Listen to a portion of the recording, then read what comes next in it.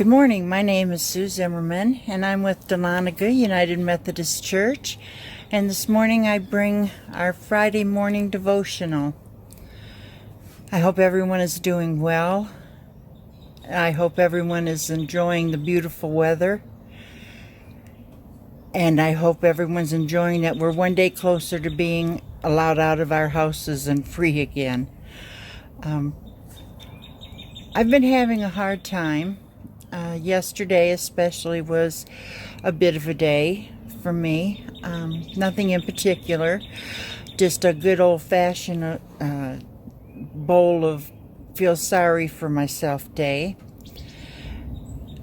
But it didn't end that way. God had other plans. I was all set for sitting on the couch, letting tears fall periodically, just the whole black cloud mood. And I got a phone call about 10 o'clock in the morning. It was one of my dear friends, and she said, "There's going to be a bunch of crazy women in your front yard. Just ignore us and don't let the dogs out. We'll be there by 11:30. And I thought, okay, that's odd, but I haven't seen anybody besides Frank in 45 days or better. And I heard them out front. The dogs didn't. They're amazing watchdogs. If you ever want a watchdog, get a small dog. Dobermans don't do it. But they came up and they set on the porch a beautiful bag, and in it was the things that I'm going to use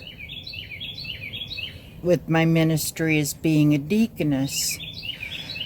Now, this is the weekend that we would have been in Minneapolis for conference, and that's where we would have taken our vows, got consecrated, but it wasn't meant to be that way. We're going to still go through with it. It's still going to be done, but we're going to do it live stream. I didn't feel so bad about that. The traveling to Minnesota wasn't that exciting of a trip. But in the bag, they had the alb. They had the rope that you wear around your waist as a belt, and a beautiful sterling silver cross that they call pastoral crosses. Well, I'm not a pastor. I'm a lay deaconess, but it meant so much to me that I couldn't thank them properly. I couldn't get close enough to them to love them, to cry on their shoulder, to tell them how much it meant. But I was grateful. And I was thankful. And I love you all dearly.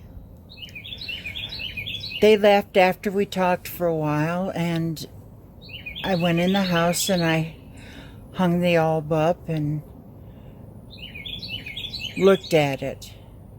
And I thought, Lord, what are you having me do? This is crazy. You know me and I know me. What are you doing? Just what absolutely what are you doing? I'm confused still. I still don't know where you want me to be or what you want me to do. And so I went in the house and I was sitting there and I thought, well, it's a beautiful day. It turned out to be a wonderful day. I'm going to go out back to one of my flower beds that I hadn't pulled the weeds out of yet.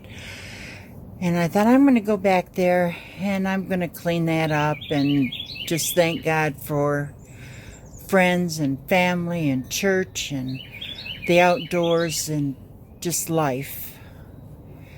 And I went to this back flower garden, which is in the corner, and my plan was I was going to take all the rocks out and move them someplace else, and I was going to cut back all of the mini trees that have grown up in it, and then I was just going to go ahead and mow over it. I just wasn't going to bother with it.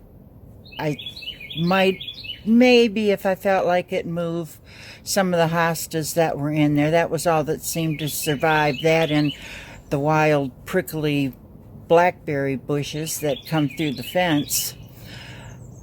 But as I was moving things around, I found one tiny pink flower. And 4 years ago, my daughter Chrissy bought these annuals for me to put in that flower bed.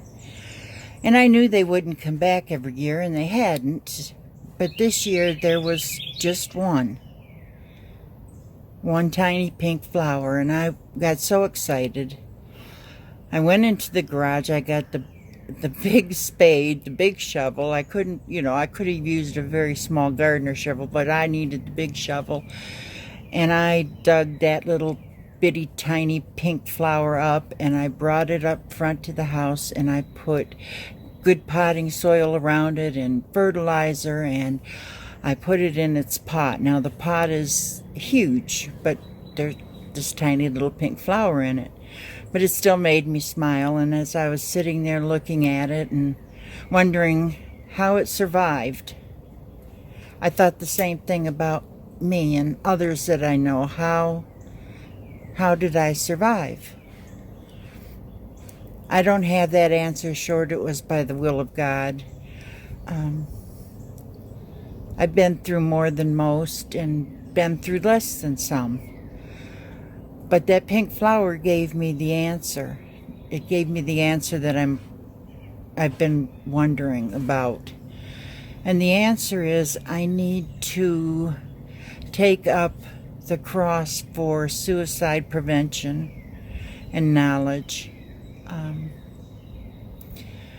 Be it through the church, be it through Lisa Care, where some of our people come through so depressed, be it through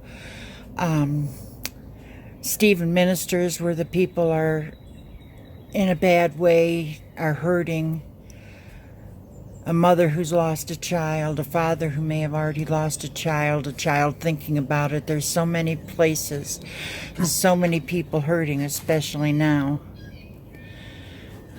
So my message this morning is, even though I felt very insignificant and very unworthy of what was given to me yesterday, when I was given that pink flower from God and He answered my questions, I know where I'm going. And I ask that you all pray for my walk. Join me if you'd like. And have a very, very blessed day. I love you all. Bye-bye.